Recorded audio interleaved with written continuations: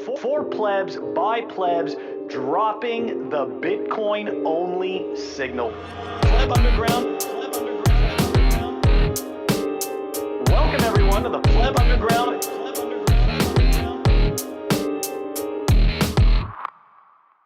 Pleb Underground EP56 world premiere. Gotta stack sats, but you don't need a career. Bitcoiners' money is about not giving a fuck, not gambling away, far from pot luck. I'm of the mind, Bitcoin's the risk-free rate. Take it to the park, that's a risk-free date. Not strip search, frisk-free date. Creamed at home, whisk-free fate. Dinner, serve them the bow buns. Winner, serve them some power buns. Thinner, swerve, wipe the frow, runs. Late, no sinner. Time some loud puns. Fate, one winner. The hash is the power. One's conscience is clean. We stick to our vow guns. I'm a magician in the sheets from the quiet one. You expletives, fuck like the rabbits out the hat. You get none in ugly habits where you're sat. Abundance mindset, I always see more. Abundance set, excel like C4. She's lying prone, I see Bay more. Out the minefield, Claymore. This week we got Mr. EST, Bayside Boys, so PST. Not quiet, memes graphically, PSST. We're geographically distributed, PSBT. News this week, BitBoy and illegal tussle. He was never the brawn, just fat, no muscle. Not in charge of the operation like brain. Removed following an altercation. Strike grains from your diet or you look like that fat fuck.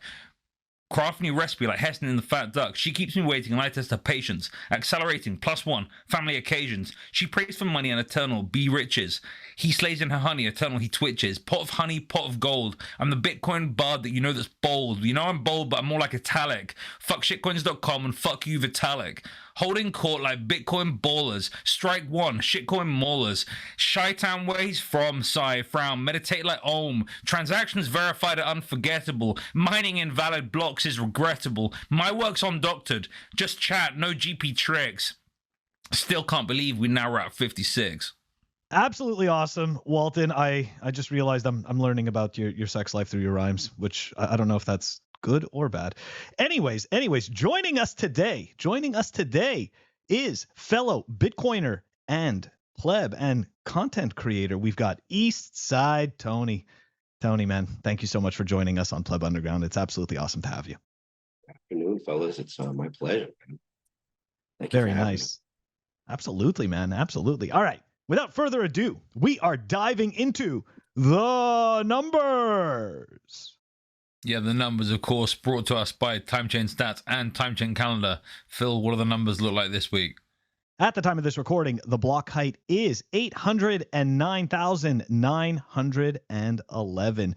The fiat Bitcoin exchange, 26,941.33 cents. Total public lightning capacity, 4,863.8. Moscow time, 3711. Fastest fee, 31 sats per V-byte. And of course, chain rewrite days, 739. Walton, those are the uneventful numbers. But we gotta keep people up to date, right? So we gotta let them know what the block height is of the Bitcoin. People say there's magic in the number 3, right? The number 3 appears lots in Bitcoin, but also we're currently coming to you not live, but from 3 different time zones. Once again. I like that. I like that, Walton. Good point. All right, let's take a look at some of the we've got some interesting articles though for the numbers. Well, interesting tweets. Let's take a look. Sorry. Posts. X posts. I don't know. I just feel weird. Tweets, posts. All right, Walton. You posted this up for us to go through, and what are we looking at here? One of the simplest ways to compare the North American listed Bitcoin miners is to calculate for each company the cost to mine 1 BTC. For this exercise, taking into account all the cash costs incurred and excluding depreciation, asset impairments, and stock compensation, although classified as real accounting costs. So, Walton, these are some interesting numbers. Are they making you bullish or bearish or nothing? Let's have a little look at them. So the key numbers, I believe, are the last 2, right? If you look at, they've got revenue and cash cost per Bitcoin mine, right? So the difference is essentially how much that company's making per Bitcoin that they're mining. Riot's doing something right. Which one's right? Second last. Yeah, second to last. Riot's doing something right. $12,500. cash that's cost pretty for insane. Bitcoin So mine? they've probably got. I mean, they've probably got the lowest energy costs, right? Like, is one of those things. But they may also have like favorable terms with the energy companies where they get paid, crazy amounts to switch off at certain times. Which I know, like, I remember. I'm trying to think who it was. I don't know if it was Riot, but there was. Maybe it was Marathon. Like last year, they got paid.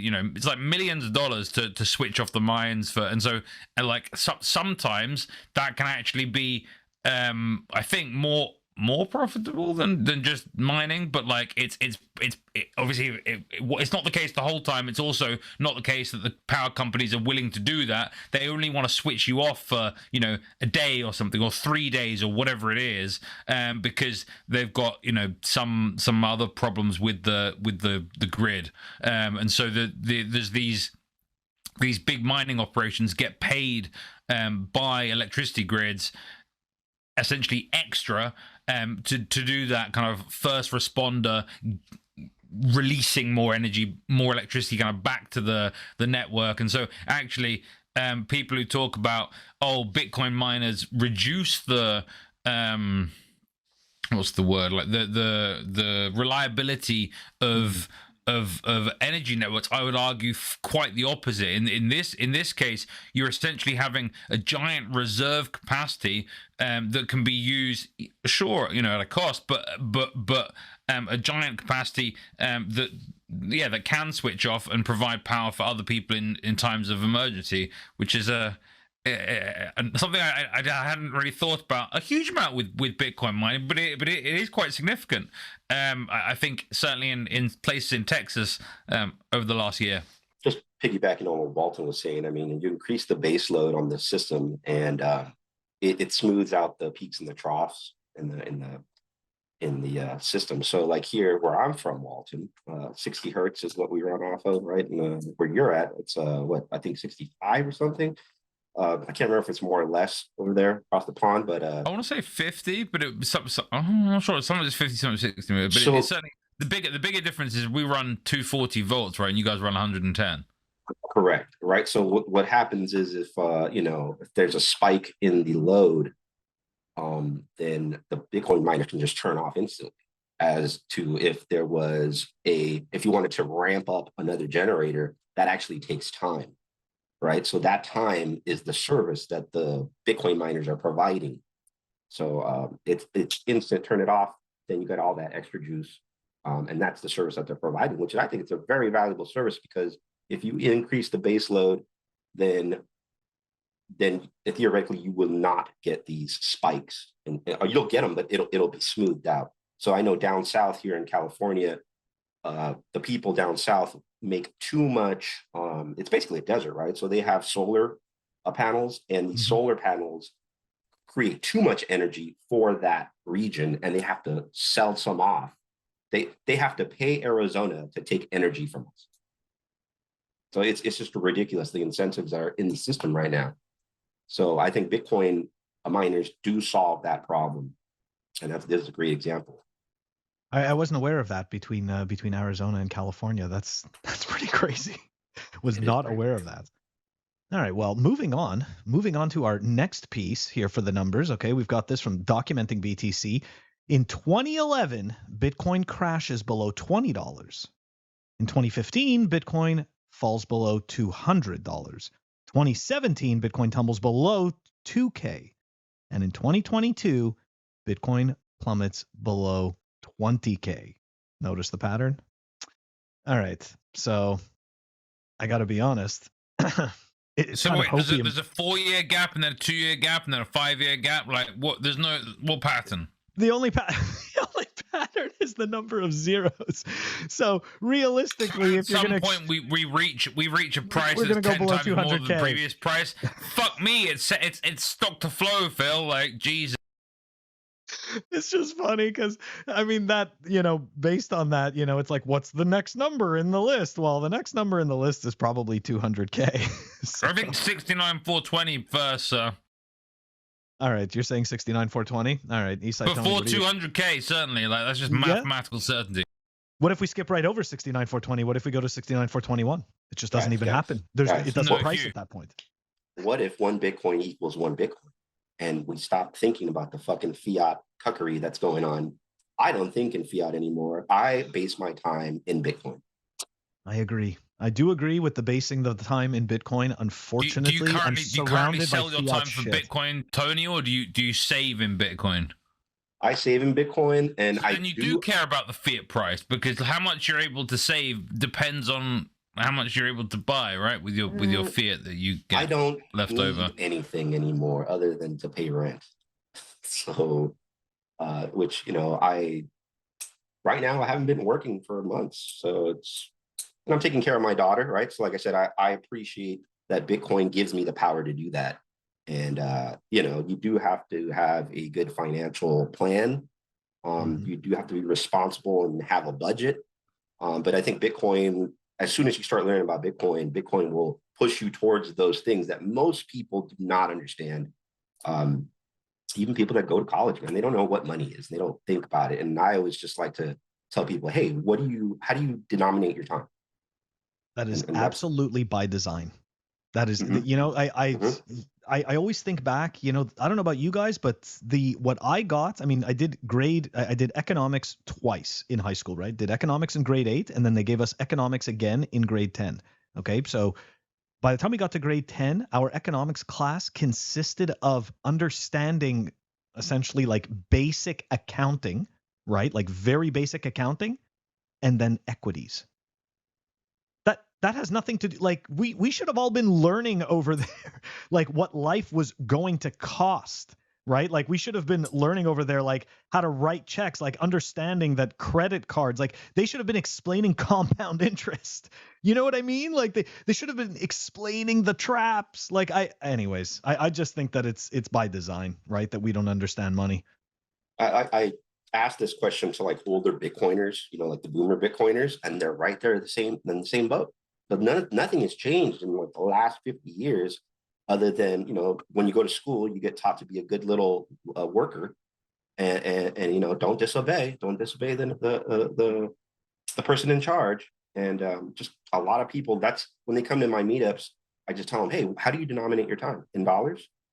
And a lot of people don't even get that part. Like they're like, what? I don't even know. What does that even mean? Because it's automatic. It's completely automatic. Like if you're gonna look at anything, because this kind of goes back to the whole, nobody questions that the money is issued by the government, right? That the government controls that. Like nobody questions this. It's just Tony, talk me automatic. through pricing your time in Bitcoin. Do you mean that you look at your salary, or you look at your and you convert that into Bitcoin? Like what do you mean by pricing your time in Bitcoin? I value my time in Bitcoin, right? Like there's some things that are just invaluable. Like right now I'm taking care of my 11-month-old daughter, right? She's only going to be 11 months old one time in her life. How do you value that? Are you going to value that in dollars? Like, so I'm like, screw it. I'm not going to work. I don't need to work. Yeah, I would like to make more fiat so I can go buy more Bitcoin. But, I just decided to stay with my daughter and take care of her and, teach her the stuff that, an 11-month-old can learn. And there's no daycare in the world that you're going to pay that's going to teach your kids what you are going to teach them, right? So I'm, at this point in time, I'm just soaking it up, man, because I didn't get to do this with my 9-year-old. I had to go bust my ass because I had to go pay child support and all this other stuff that's going on.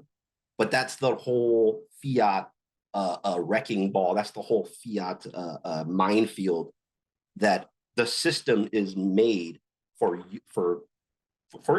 to be hard, right? And that's the thing. It's like, what's more valuable, money or time with your family? What do you think, Walton? What do you think about that? I mean, I think they're the same thing, right? But I agree that like the point is to ultimately that you should be considering what is the point in saving, right? And I do agree with you. It's about time with those around you, time with your loved ones. And on top of that, I'm not old. Like I'm not like retired old, and then my kid's like 25 at that point. It's like I'm actually I'm young, relatively young. My kids are young, and I can take the time now, which is like, okay, you save up money to retire later. Well, it's like, why can't I just retire now? I mean, for a little bit, and and enjoy my time that I have right now. Enjoy it's I call it taking profit, right? Like I'm just taking profit and enjoying myself. I think it's very important, and I think not enough people do that. Taking profit.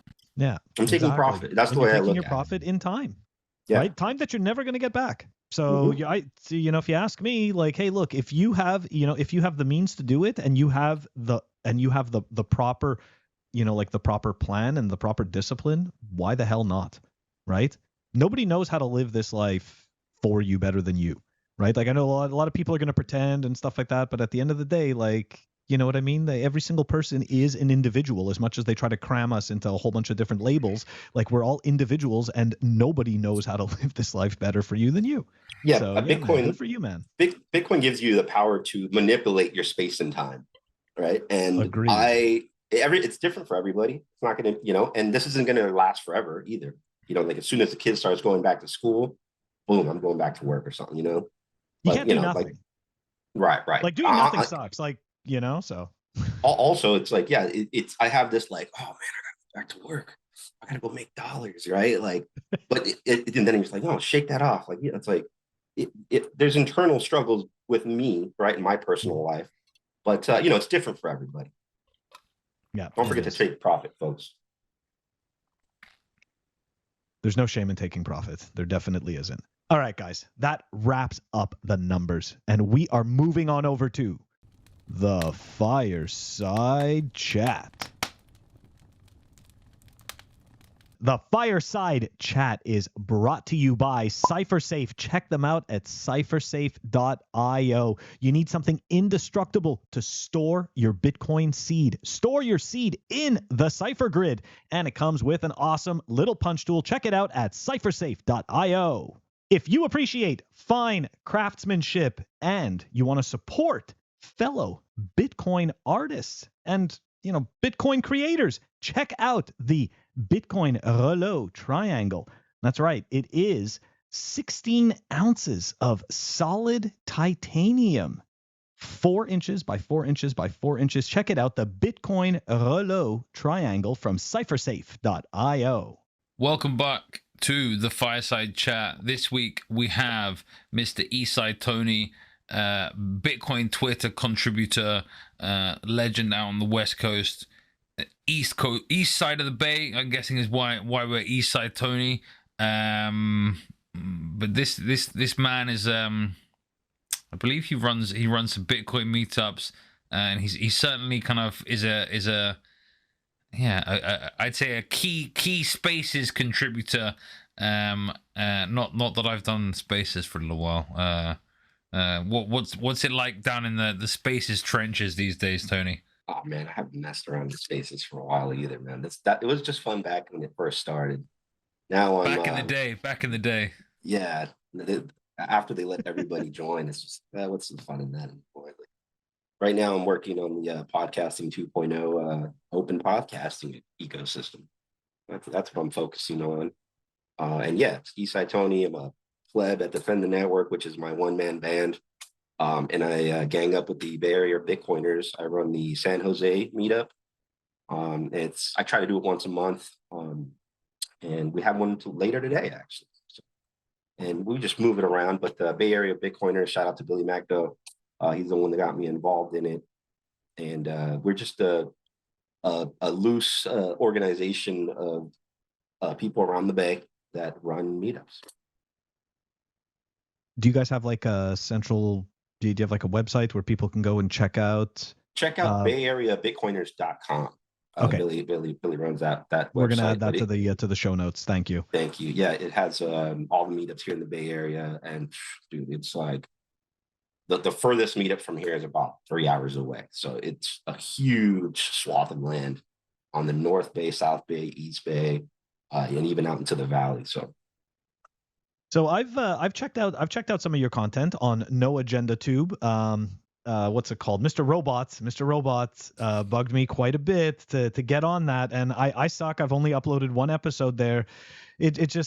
I'm gonna chalk it up to just me not taking the time to upload to multiple different platforms. But look, I know that over there it's like totally actually censorship free, and I saw some of your content there. Why don't you explain to the plebs like what type of Bitcoin content are you creating? So I'm just experimenting with open source, self-hosted and distributed content. So the No Agenda Tube was pointed there by Adam Curry. He's the actual podfather, the guy who invented podcasting. Oh yeah, that's right. And I was just saying, hey, I want to do value for value on YouTube. But he's like, check out No Agenda Tube, which is a PeerTube instance. So shout out to Sir Alex Gates. He's the one that runs that instance. And he's the one that pushed me for me and my buddy to open our own instance. So we can download PeerTube and then we can start up our own it's basically like your own little YouTube, right? And if interesting. Yeah, so like for example, right now what I'm focusing on is what Odell has with Bitcoin TV. Exactly, it's the same thing. It's the same thing. But for some reason they don't have the value for value plugins enabled, which I kind of like poked at him a little bit. I think because Odell's kind of keen on that, isn't he? Because he's very like no sponsorship, no, Correct. So right now, my and it's another form of distribution too, right? So like you can distribute on YouTube, and like you said, all you have to do is just upload your videos. So I can open up my instance to you guys, and you guys can host your Pleb Underground stuff on my server, and we can distribute it that way. And what I like to do is point everybody there. But like for you guys that have YouTube content, you guys can point them at different directions. But it's value for value enabled. There's plugins. Sir Alex Gates and Urhead are the devs that are working on plugins over there. And I think it's one of the most advanced ecosystems right now in the Lightning value for value, split Lightning payments. Everybody's all hopped up on this Nostr split payment stuff. But this thing's been going on for years now on No Agenda or on PeerTube. So it's experimenting with the distribution models in the way of like, hey, I can host all my stuff and I can have non-edited versions there. One of the more exciting things is there's a patronage function that Urhead, the dev, is working on. So it kind of, I guess it would be like Patreon, right? But you're sending sats. So I could be like, oh, I like Pleb Underground. I'm going to send them 1,000 sats a day or whatever. So it's kind of just like streaming sats, but it's made more in a patronage function. But you can boost, you can stream sats. And then Stephen B is working on the splitkit.com, which was originally made for music. But I was bugging him. I'm like, put a QR code so I can put that QR code up on the corner of my screen. And if I play a song, the QR code will change to that artist's song. And if somebody sends sats, it will get distributed between me and the artist. Wow. So there's all kinds of cool stuff going on. So, and I'm basically just experimenting with that. And just showing the people that if a smooth brain like me can do it, then wrinkle brain like you guys can totally pull it off. You're on Pleb Underground, dude. You're not on the you're not like on the Lex Friedman podcast or something like that right now. So yeah, that guy's not. I don't think that guy's very smart. To be honest. Well, no. So hold on a second. He's very book smart. Like you can't take away his creds and his education from him, right? Like he did a good job. Yeah, I don't know. Can he do calculus in his head? Like I don't know the guy. Yeah. Walton, so this is. Go ahead. No, it's okay. Go ahead. So I was gonna say RSS is the really simple syndication protocol, and it's been around 24 years, right? So this is not new technology, but when you add Lightning capabilities on top of this old technology that like the whole internet was kind of based off of, I mean, Twitter, Reddit, everything was kind of going off this RSS stuff, on the back end. And they took an open source protocol and they tried to build walls around it like Facebook and Twitter is right now. So my whole thing is just getting off of these, legacy social media things. Roll your own social media thing, dude. It's for me, it's like I started off with the video with the PeerTube, but now I'm focusing on just helping artists, musicians And I saw you guys had Robbie P on. So Robbie P, I found his music just randomly, and I know I kind of showcased it and I sent it to him, and I was like, "Dude, check this out, man!" And I'm trying to just get musicians onboarded to the value for value model where they can just push out their music.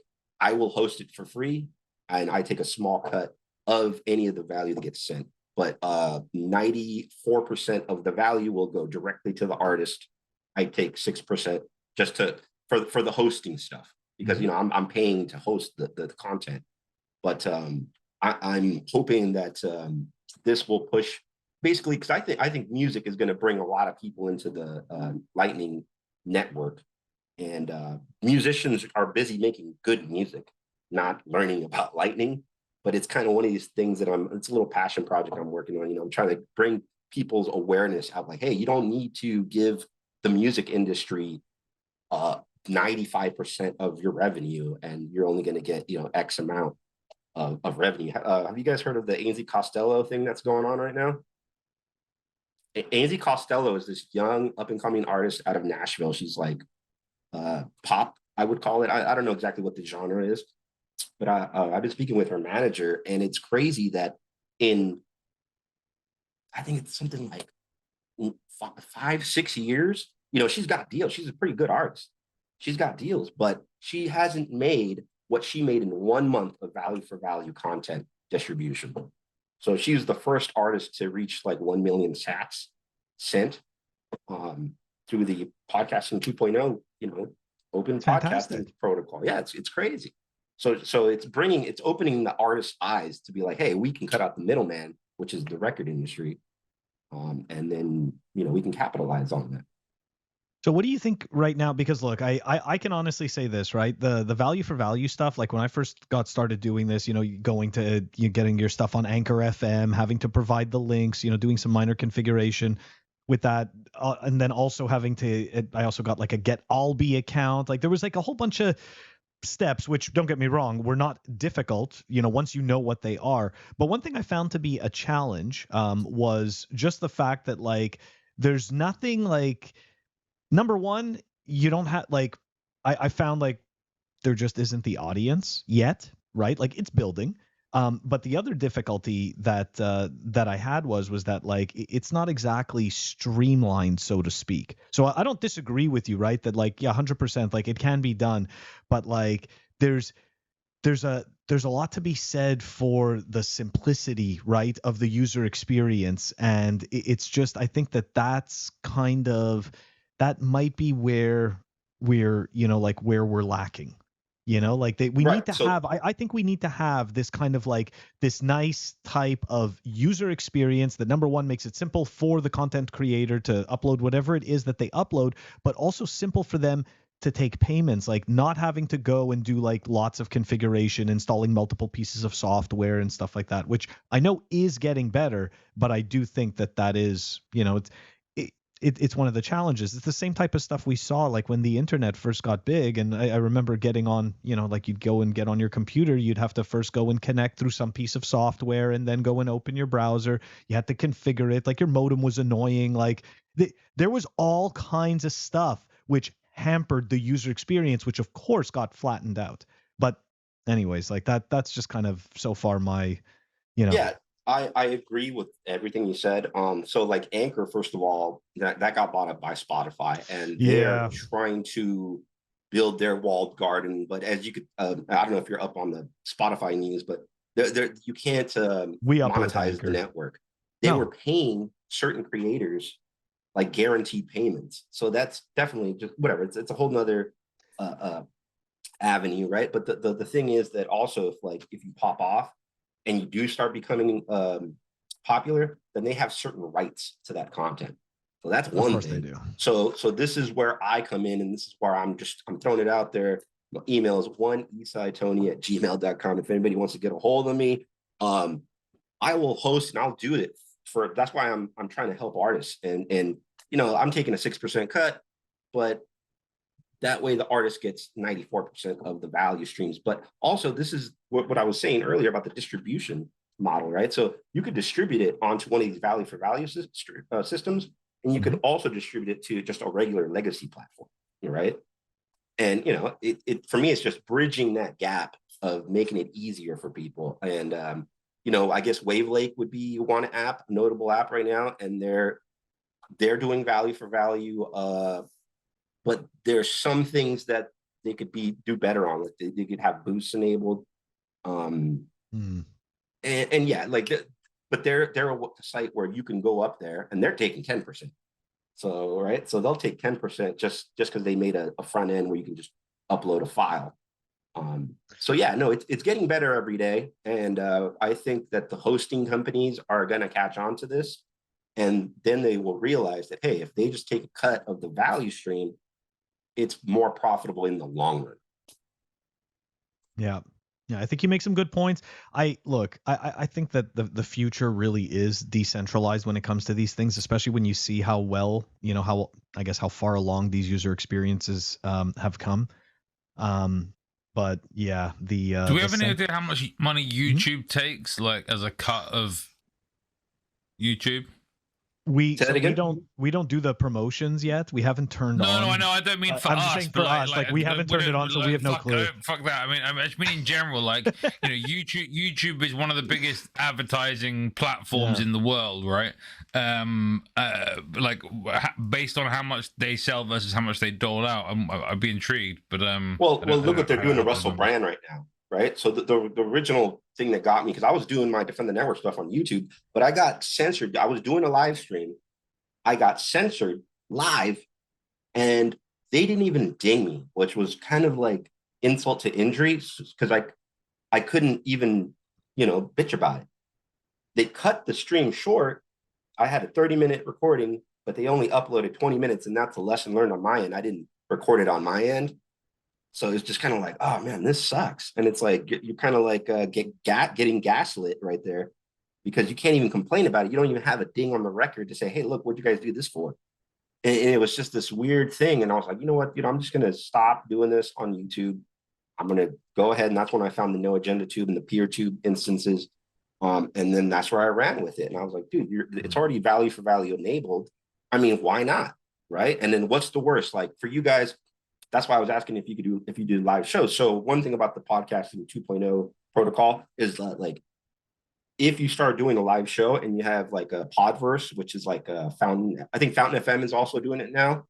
If you subscribe to Pleb Underground and you guys go on live, my phone dings, bing, oh, Pleb Underground is live now, right? So that's a technology within that protocol that's already there. Why not use it, right? It's kind of the same thing that YouTube does, right? In the sense that YouTube is doing it with a freaking SQL server or something on their back end.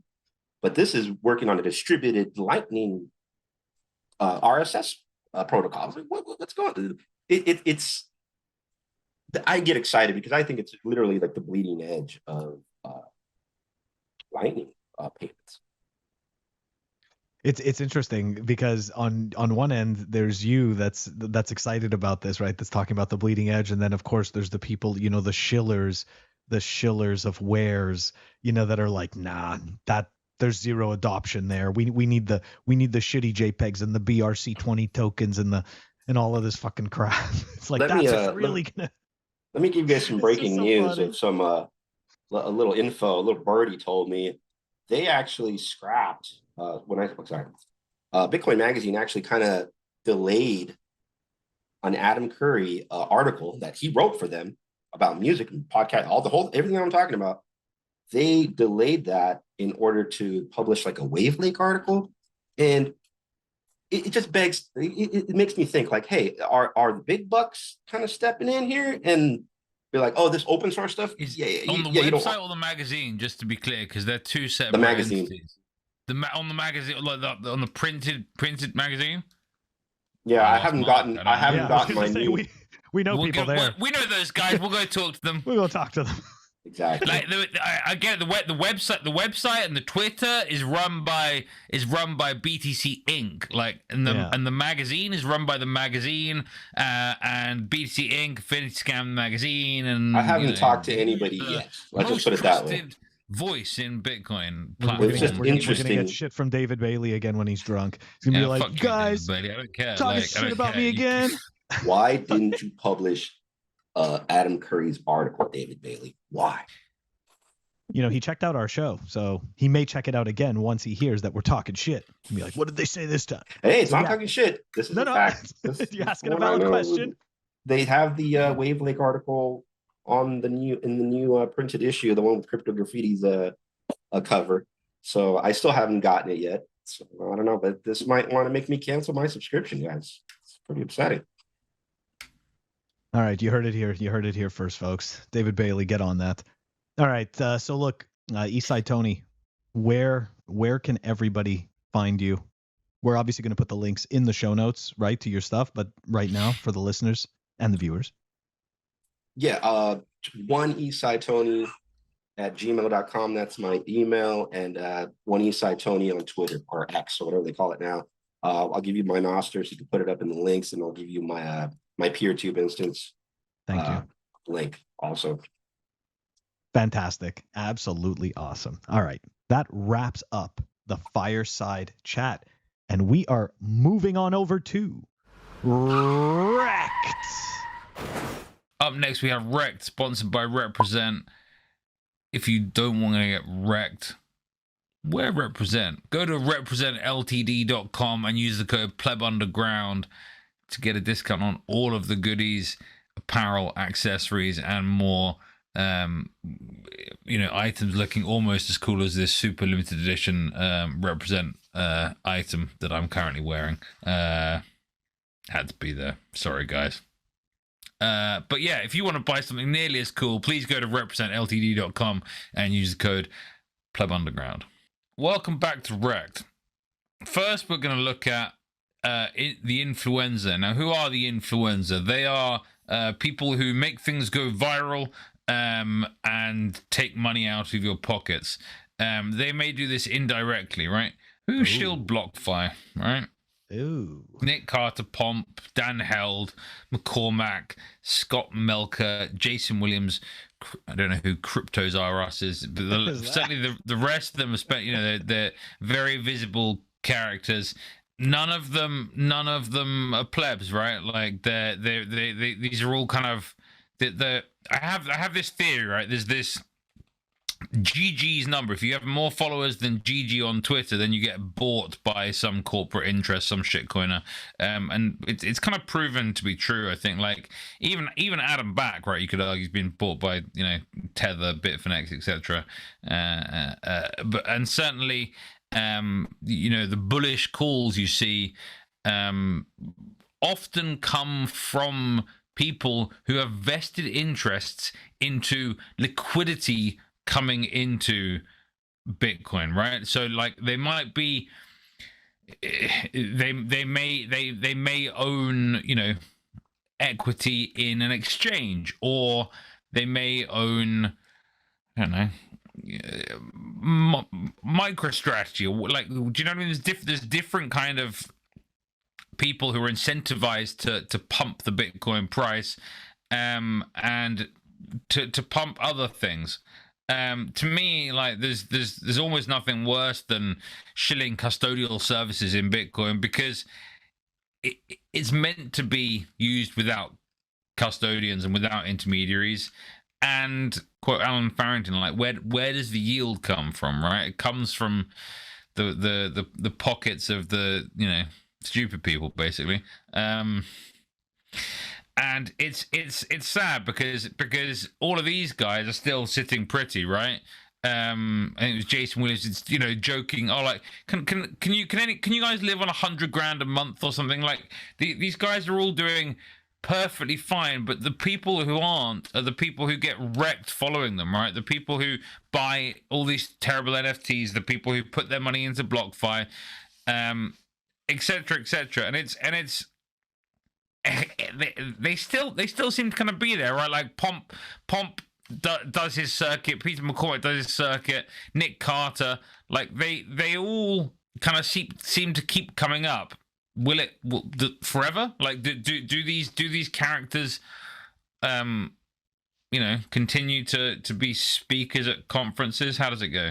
I'm not sure exactly what the question was, but I was just thinking about that's a usual Walton question. I'm just thinking about the where does the yield come from? Not a question. this takes me back to the value for value stuff, and then me taking profit, right? Earlier, what I was talking about is that everybody values things differently. And I just believe that you should be producing for the network without wanting something in compensation, right? And if somebody gives you the compensation, that's great. But I think you should just be trying to produce actual value. To me, there are certain characters who wear a Bitcoin label, but are very antithetical to Bitcoin and very antithetical to Bitcoin adoption. They could say, you know, they do more for adoption. Like I listened to Pomp once upon a day. Does that mean that Pomp like orange pill me? No, Pomp got me to maybe you know, promoted a bit of Bitcoin buying, but it wasn't Pomp that encouraged me to take it off the exchange, for example. You see what I mean? Like there's guys like him are just entertaining. Guys, sorry, I was saying guys like him they're just entertaining. Like Pomp, like he's not giving you any real signal. You know, it's just entertainment. You know, what value has he added to the network is what I think. Right, where it's like, what value? Right, and he would say, "Oh yeah, I got people hired at jobs." Like, okay, well, but are those people adding value to the network? I think they get a lot of people wrecked, right, and they bring a lot of bad reputation to Bitcoin and to like in the eyes of normies, right? Like you have a lot of normies who don't hear about Bitcoin until they hear about FTX, for example. You know, collapsing. It's like, and you're like, and that's how you begin a conversation with a normie. They're like, oh, so you that Sam guy, like, Bitcoin's a scam, right? And you're like, whoa, okay, there's a few things we got to unpack here, right? Like, but this is, I think, and maybe this is a bit of a.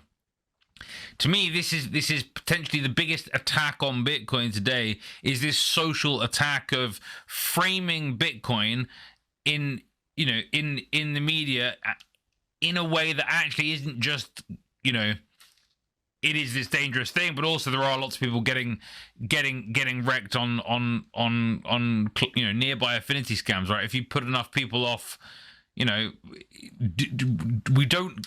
Does Bitcoin win in hundreds of years, maybe, or decades or whatever? But is it going to pump significantly in your lifetime if more and more people get wrecked? If more and more people follow, you know, all of these influencers? If more and more people use custodial platforms, it's not going to happen. Yeah. The reality is this. To your point, mainstream media always essentially ties crapto with Bitcoin. So it's very difficult for those of us that are essentially truth tellers in the space, right? When it comes to Bitcoin and about the overall space. So it makes it very difficult for us, because the first thing you have to do when you're talking to somebody who's a no coiner is you have to somehow quickly undo that connection, right? Which is very difficult for somebody, because for a second they thought they understood, right? And now you're telling them they don't understand, and it's completely different. So like that part of it is absolutely terrible. But I want to go back to that tweet that you don't have to pull it up, but the what Eric was alluding to, right, is that all of these maxis, right, these quote unquote Bitcoin maximalists were cheering for BlockFi, okay? And that is also part of the problem, right? Because you have massive accounts, right? Massive accounts like Eric's, right? And Eric, to a certain extent, like I'm not going to say that he knows he's being disingenuous, but I personally think that, yeah, he knows he's being disingenuous to make his point, right? And I even put that in a tweet when I retweeted it. Look, he's being creative in order to try to make a point and say, hey, look, the Bitcoin maximalists were cheering on this shitty custodial service. No, they weren't. Okay, and that's why Predator put that list together. Right. The point is these guys aren't maxis. Were not maximalists, exactly. And it just. Again, and yet they're the ones who are viewed as maxis by the shitcoiners, right? By the quote unquote heads of the Bitcoin community type thing are a bunch of shitcoiners, like pretending to be maxis, and they're just the most powerful affinity scammers. And this is why I'm saying it's a dangerous attack, and Bitcoiners need to do I think more to distance themselves from these fake maxis, and stop supporting their efforts. You can't say, oh, they've done enough for Bitcoin. Like all you British Bitcoiners, for example, going to what is it called, Real Bedford games. Like, fuck you. Like, seriously, like, stop supporting Pedro in everything. Like, it's unethical to support someone who's going to platform custodial services like at every step. Like, it's wrong. It's wrong. Stop doing it. Yeah, I think social threat vectors have, for a long time, been a surface for attack on Bitcoin. Like, one of the most effective attacks is a social threat vector attack, right? Like 100%. Like Elon or like, whatever back in the day. And it is dangerous on the front that, these people nobody really represents Bitcoin. Everybody's different. But funny thing about the Celsius and the BlockFi thing, here in the Bay Area, right? Silicon Valley, we were getting Facebook engineers, Google engineers, and they're like, yeah, I got all my Bitcoin. And they're like, I would call them OGs in the sense that they had Bitcoin for a long time. But then they fucking went and put it in and try to get a yield. And these are fucking, quote unquote smart guys, right? And it's like, what are you guys doing? I'm like, why would you risk the most the best performing asset in the world for fucking 7%, for fucking 10%? Your whole stack? No way. And they, because you always get shitcoiners coming to the meetups, and it's like, look, bro, we're not gonna talk about that. And they're like, no, but it's like, you're going to get yield. We're gonna do. Yeah, no, you can kick it and we can talk about Bitcoin, but that's not going to get shilled here. And, Totally. If you make your money off insider trading, you like, surely you consider yourself an insider, and so therefore you don't worry about getting rugged because you think you're on the inside. And like, there's definitely a bias to it for sure. I always tell, yeah, exactly, right? Where they're like, oh, but you're going to make money. I was like, check this out, dude. I always equate it to like dealing drugs, right? I was like, hey, you can double up your money if you deal drugs. So why don't you do that? Right? Oh, I don't want to do that. That's bad. I was like, well, who are you to judge? Right? And it's like, you're going to double up every time. But guess what? You might get arrested and you might get thrown in the fucking clink for life. And these are things that people don't fucking think about because you're talking about money. And it's like, oh, just because it's money, it's okay because, somebody's got to lose to make that 7% or 10%. Somebody's got to lose their fucking fats. It's also the allure of the noise. Okay. So like something that like when I first got into the space, right? Like essentially what happened was Bitcoin was portrayed by shitcoiners as these things. It was portrayed as old tech, right? And it was portrayed as boring. Okay. And it was portrayed as pet rock. Okay. And that is all to create the narrative. It's like, so look, I've just explained to you how this thing is not really what you think it is. And now here I come along with this other thing that fixes all of these problems, so to speak, right? So you're not even like, it's like your mind's not even getting wrapped around what Bitcoin really is. And someone's already told you that, like you've missed the boat on it and it doesn't make a difference. And that's the old thing anyways, because now we've got this new thing. So a lot of people seem to get sucked into this noise, right? Like this noise of all of this, just this absolute nonsense. It's a fugazi, dude. It really is. And the problem is that like somebody like, you're watching all of this, right? So you see, like, oh, 100% up one day. Oh, 90% up. Oh, 400% in 3 months. Okay. That's all near-term noise, right? Like that's perfectly fine that you see these numbers. And then what happens is that people FOMO themselves. They sit there and they think, why am I not getting in on this action? Right. And then they cause themselves this FOMO to get in. And it's like, this is what you don't realize, that was the whole point of the gimmick. The whole point of the gimmick was to separate you from your money. Okay. Like that was the whole point. And now the gimmick is done. They've done it. They don't need to do anything else. They've got your money. They've given you this vapor token that's worth nothing. And there you go.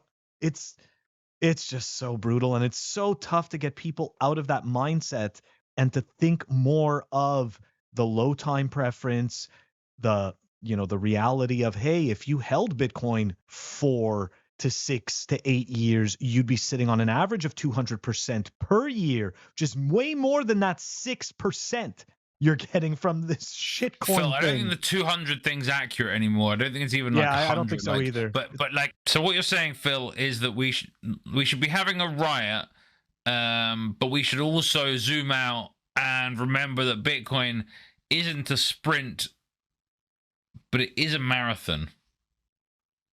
Now, marathon. So,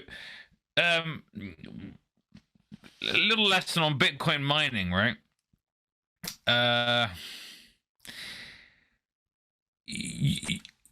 Bitcoin miner essentially has to guess a solution to a hash algorithm, which can then be checked by the other miners. If they correctly do that, they are then eligible to mine a block. Now, if that block is invalid, as was the case here, the block doesn't get mined. They don't get the block reward. They don't get the fees. Yeah, and so despite kind of doing the work. Sorry, because when you actually when you provide this solution to the hash algorithm, you also have to provide the solution. And when the miners all this work, they provide the solution, but then whoever was organizing the mining coordinator essentially has constructed an invalid block by putting in transactions that do not meet the rules set by the nodes on the network, and so the block gets rejected by the network, and the miners go hungry on this block.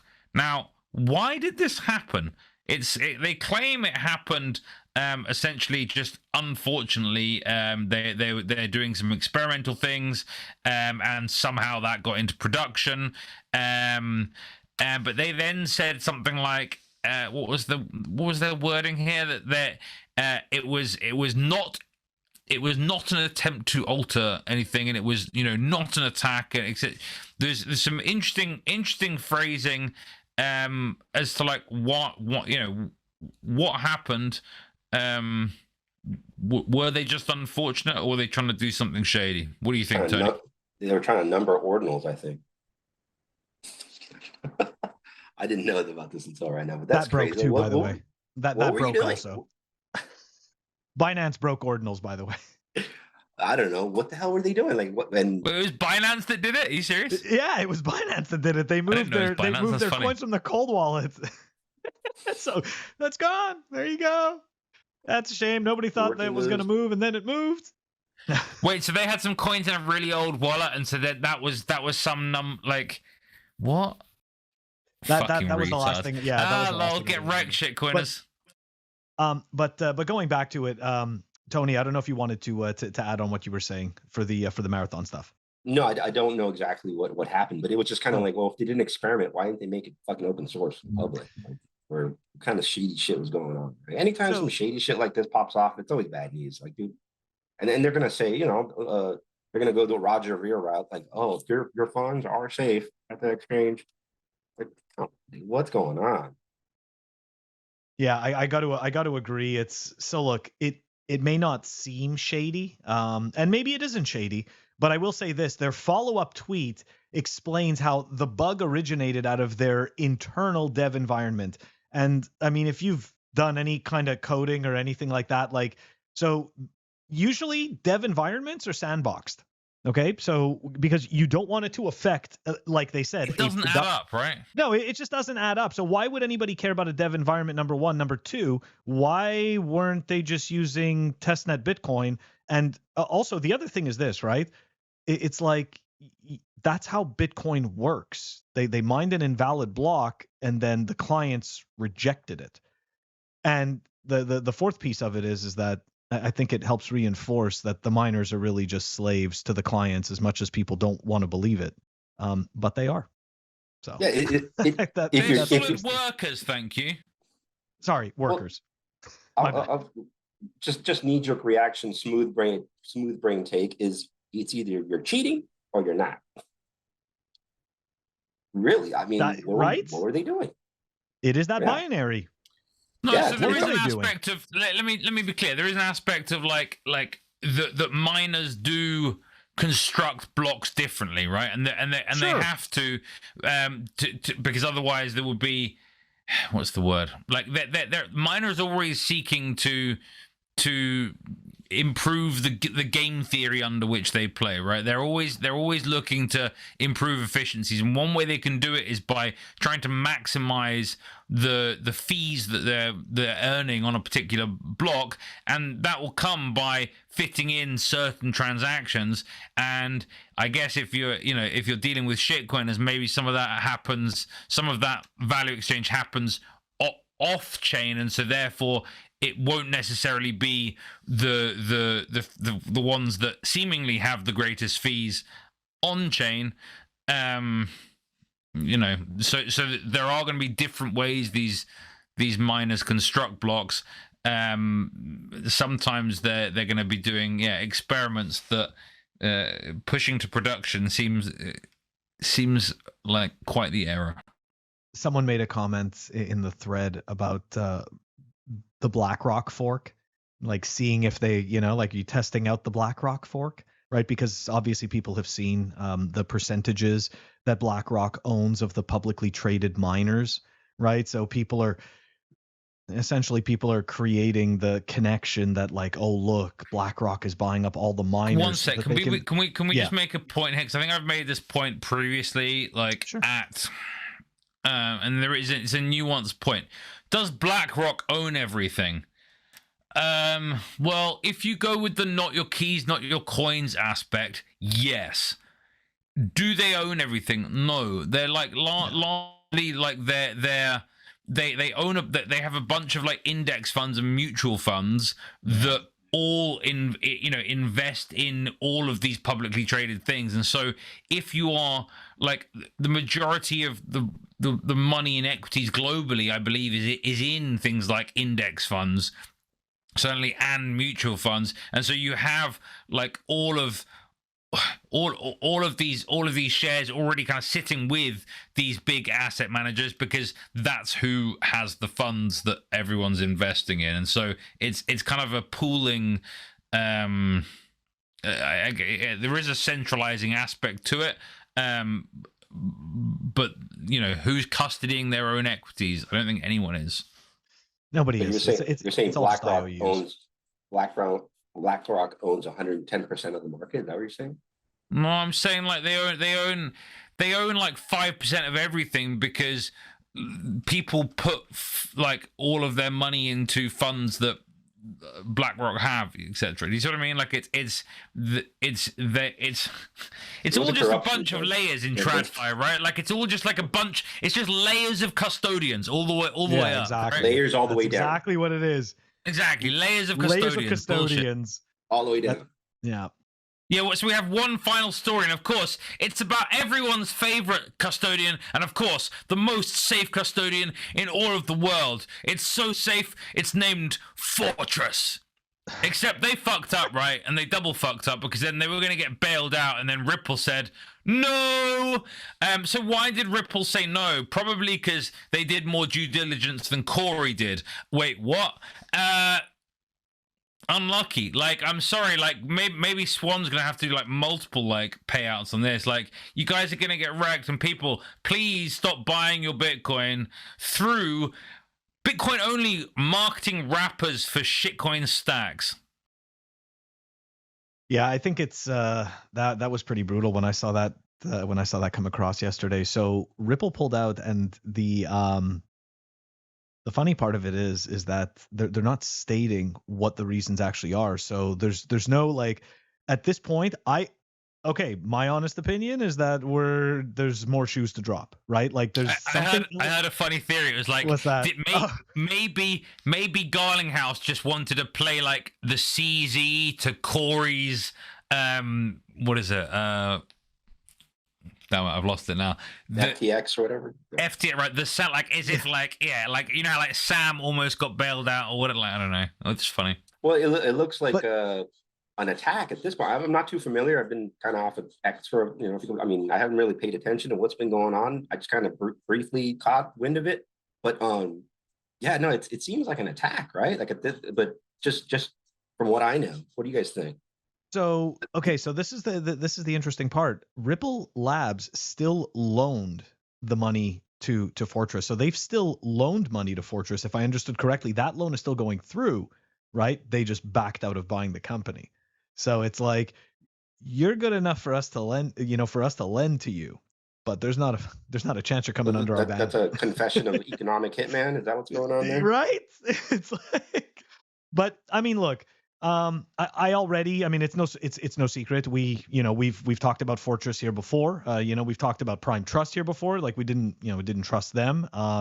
The three main people from Prime Trust after, not Scott Purcell, but after Tim Pagler left, right? Those three main people, Scott and the two others that I don't remember, they're the ones that went off to Fortress, started Fortress. There was a massive kind of attempted cover up of like some IP that was taken from another company in order for Fortress to do what it's doing with Web3. So there's all kinds of just stuff that, at least from my perspective, is just shady and weird. And a lot of this information just seems to be very difficult to bring to light.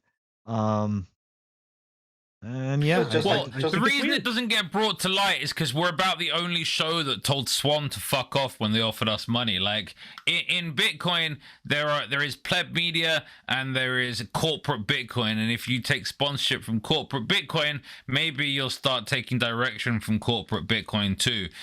We never will. Yeah. So don't get wrecked. Verify the sources of media that you're trusting, including in Bitcoin, because many of those are bought too. Now, this was wrecked.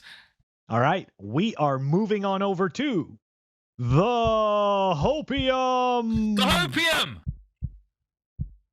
The Hopium is brought to you by CryptoCloaks. Check them out, cryptocloaks.com. Awesome 3D prints made by Bitcoiners, such as the 3D printed grenade that holds 2 open dimes. Get the bigger one. You can fit a signing device. They make this guy also, this 3D printed astronaut Bitcoin dude. And they make the famous honey badger that you can store a signing device in, or like me, your FUD dice. Anyways, check them out at cryptocloaks.com. Use the code PlebUnderground for a discount. All right, we've got some serious, we always have serious Hopium, but here we go. This is a pretty interesting one. Imagine the exploding heads if this repeats.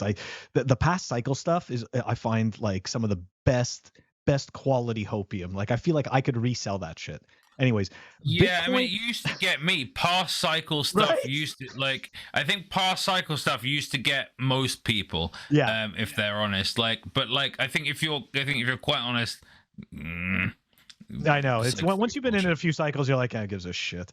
That's why I find like seeing like some of the influencers, which shall not be named, when they post, like essentially every single day they post the thing that happened the last cycle on this day. It's like, all right, dude, we get it. Anyways, okay. Bitcoin went from $400 in December 2015 to $20K in December 2017. And I have to say, I watched that. That was my first cycle. Okay. So yeah, that was, and I don't even want to say what I was doing when Bitcoin was at $400. Anyways, we're not even going to go there. All right. 50X in a 2-year period. Okay, here we go. This is the Hopium, guys. Get ready. Send it to 1.3 mil. In 2025. That's right. We're doing a 50X. So before we dive into the main Hopium story, I want thoughts first from EastSideTony. That's right. We're going to go through the predictions. We're going to go through the shitty fiat predictions. This is what people like. They like to hear this macro crap. So here we go. Tony, not crap. Our opinions. Tony, what are your views? At the rate that the government's printing money, I think we might hit that number. Okay, so he's saying the money printer's causing that. I can't disagree with that because they definitely can't stop printing. Okay, so you think we might hit that number 2025? Walton, thoughts? What did I say earlier in this show? I said that people who have incentives that pull money into Bitcoin to do bullish tweets now, bullish price predictions.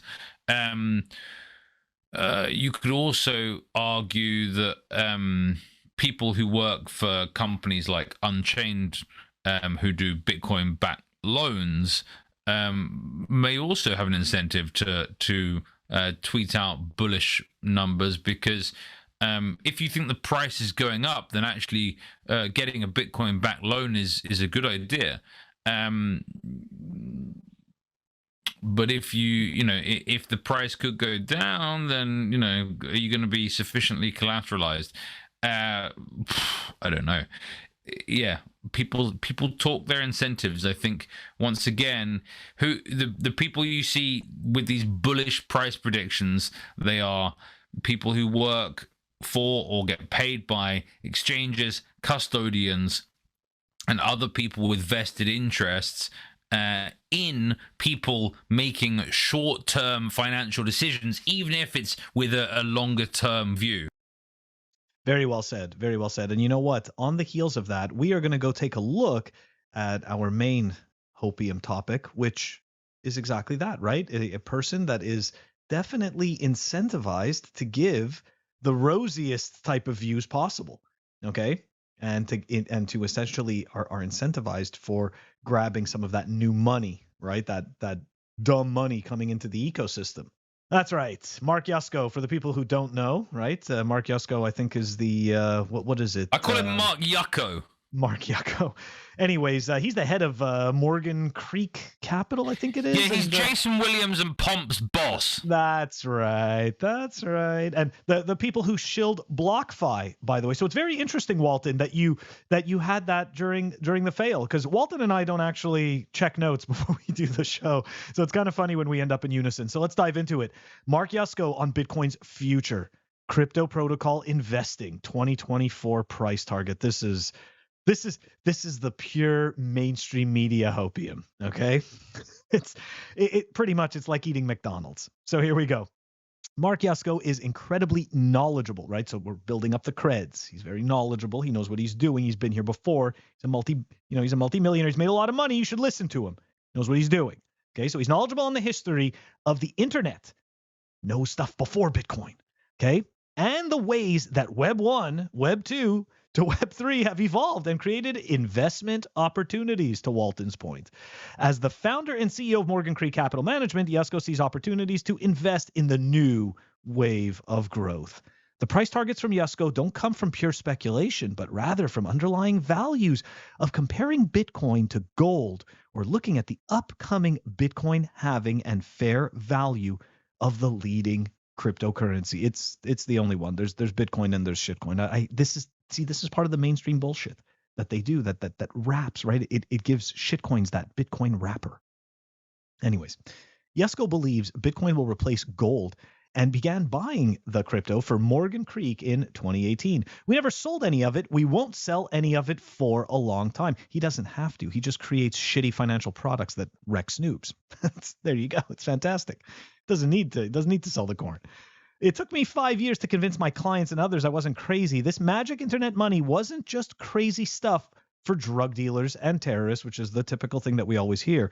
The digital arm of Morgan Creek Capital has launched 4 funds that invest in the digital ecosystem, in what Yusko calls the ABCDs of the sector: artificial intelligence, blockchain, chips, and data. Lol. Oh, such crap. But just wait. We're going to take a look at some of those Morgan Creek investments, okay, when we're at the end. Our biggest investment now is Bitcoin. We view it as a venture capital investment. What? Bitcoin's not a venture, though. That's fucking retarded. Thank you. And it's also not an investment. It's a savings technology. It's a buzzword, okay? Walton. People want these buzzwords, dude. Web I know, one, but it's very two, much like literally the opposite and three. of that. Like basically everything else is a venture, right? Everything else, like pretty much, is an equity. You're buying, like, and this is why all the shitcoins are going to get wrecked by the SEC because they passed the Harry test, right? You're buying, you're investing with the expectations of some centralized team, like doing some sort of performance that gets you some bigger return on your money. Like it's, there's nothing like that in Bitcoin. The venture is just people just doing stuff. It's not, It's open source protocol, so it's all the people that actually take the time to build something to add to the value of the network. Right, it's adventure.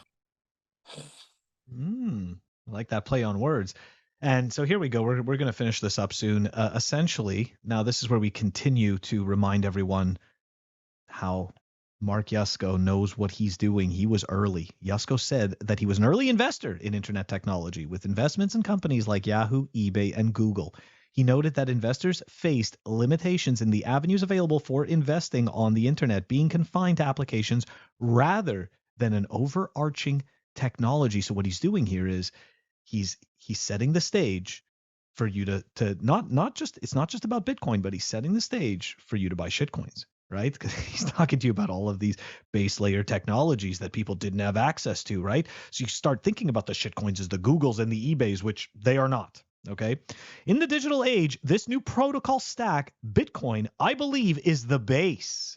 Yusko said. That's right. It's the base. There's other stuff that's going to come along. Investors can own the protocols and the top and middle of the pyramid, Yusko said. The top of the pyramid are Bitcoin and Ethereum. Nope. Just Bitcoin. That the rest of the pyramid doesn't even exist. Yusko said cryptocurrencies like Solana, which is completely captured and went down, what was it, 4 times in the last 3 years, and Avalanche are in the middle of the pyramid. And below that are Dogecoin and Shiba Inu. There's dog shit everywhere. No use, no meaning. You mean everything but Bitcoin. Yusko said the cryptocurrencies at the bottom of the pyramid or below will eventually go to zero. And here we go, guys. A price target of 100,000 to 150 is Yusko's target for the middle of 2024.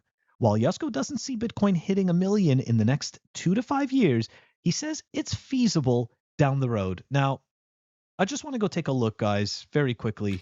Did you actually see at the bottom there, though? That article only exists because the people who own this website have a conference and they're paying Mark to be a speaker, and so they pay him to write an article that pumps the conference. Oh, look, it's all just shitcoin fun and games. Always. And just so people understand, right? Here's some of the sample investments from Morgan Creek Capital.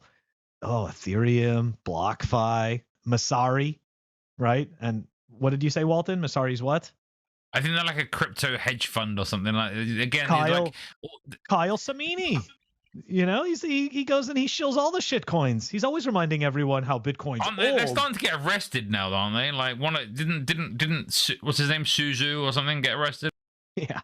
All right, here we go. Trust token. Okay, Coinbase. There you go. Look, and even though shitcoin is Strike. It's too bad. It's too bad they invested in Strike. But look, they invested in the 1inch network, which got rug pulled as well. So look, I mean, you can see, okay, so the reason why this is in the Hopium segment is because these guys, they love to paint the rosy picture, but they are not painting a rosy picture because it's the right thing to do, or they're trying to essentially engage in some type of an objective conversation about the space. No, what they're trying to do is whet your appetite for a whole bunch of shit coining that doesn't need to exist. A whole bunch of vaporware. Okay, like that's what these guys are doing. And although I totally appreciate the wonderful words, okay, this is how people get wrecked on Hopium. See what I did there? I finally did like almost a Walton play on words there. Almost. More like a left side of the curb version of Walton's play on words, but still, you know. Anyways. All right. EastSideTony, man, what are your thoughts? What are your thoughts on this? Did Mark make you bullish? I don't know, dude. I think, the real answer to, I think we're going to go sideways for a while. And this whole Bitcoin ETF thing too, it's so tired. Spend time spend time with your family, spend time with your friends, and stay humble, stack sats. And don't forget about all this noise. Go to work, learn, educate yourself just in any topic that you plebs out there would want to learn, and try to provide value for your friends and your family, and that will trickle over into Bitcoin. This bullshit from these people is one of the reasons, just like you guys, I don't take sponsorships by anybody. Like I can go out there and get sponsorships, but then Well, we do have sponsors. Oh, sorry. Well, we do have sponsors. Sorry, I don't get sponsorships. Sorry. No shit coins, no exchanges, no custodians. Yeah. It's the incentives. The dollar is one of the ultimate incentives that people just get blinded by, and it leads to stuff like this, dude. Mark, now just to make more money, and like somebody's got to get wrecked if there's a year. And it's always justified. It's always justified, right? Like that's the problem. They always come up with reasons why it's okay, and it's so sad. Anyways, it's usually Phil, shallow and petty. I've been thinking about your little thing there, and you say we try and help people avoid getting wrecked on Hopium. Well, of course, because essentially REKT is a section that looks backwards, right? We look at the history of what has happened, and Hopium is us looking forwards at what could happen. Often saying, watch out, zoom out, be careful. But Tony's right? Like, what are we looking forward to? We're looking forward to quality time with family. Stacking sats, having meaningful sex with one beautiful woman, learning more about Bitcoin, running a Lightning node, value for value, right? Value for value. Very well said. Well, guys, that does it for the Hopium. And we are going to move on over to our BtcPayServer update of the month. All right, guys, this month, and actually, we got super lucky because BtcPayServer just came out with an update 2 days ago. So if you're running BtcPayServer, you need to update to version 1.11.6. And let's take a look at some of the improvements that we got. Well, actually, before the improvements, Walton, what do they do with the bugs? BtcPayServer remind us that bugs are for fixing, not for eating. And once again, I'm pleased to see Nicholas Dorier stepping up and fixing a whole bunch. I think last month he'd been slacking, and I called him out, and now he's fixing basically all of their bugs again. So good job, Nicholas. Very good job. I just want to say I did get a DM, and all it said was slacking with a bunch of question marks.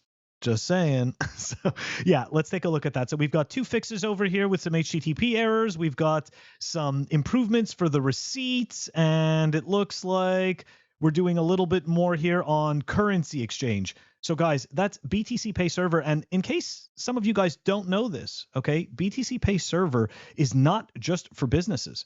Okay, you as an individual can host your own BtcPayServer, and you can use it as a wallet. You can use it as a full node. It downloads the installation, downloads the entire blockchain. So and they now do point of sale devices, right? Like I did a demo with Uncle Rockstar at TabConf. I'll find the link for it, like of the point of sale device, and you can use these what do you call them, Bolt cards, pay on Lightning on these point of sale devices, and it's the user experience is identical essentially to using a credit card, except like there was laser eyes coming out of this card at me. Like, that's pretty cool. You can also host podcasts on your BtcPayServer. So guys, you hear that? I mean, this is just absolutely amazing. That project, those people, they all work off of donations. Okay. And it is, if you ask me, one of the realest projects, most legit projects in the Bitcoin space. So don't forget to check them out at BtcPayServer. Value for value all the way down, Tony. Absolutely. And guys, this wraps up this episode of Pleb Underground. Don't forget to like and subscribe. Help us grow the channel. Don't forget to check us out on our audio-only platforms, Apple Podcasts, Spotify, and Anchor. If you want to stream us sats, check us out on fountain.fm. You can stream us sats through Breeze. All right, Walton, how do we wrap this one up, man? Fuck shitcoins. That's right. Fuck shitcoins. And the network. What?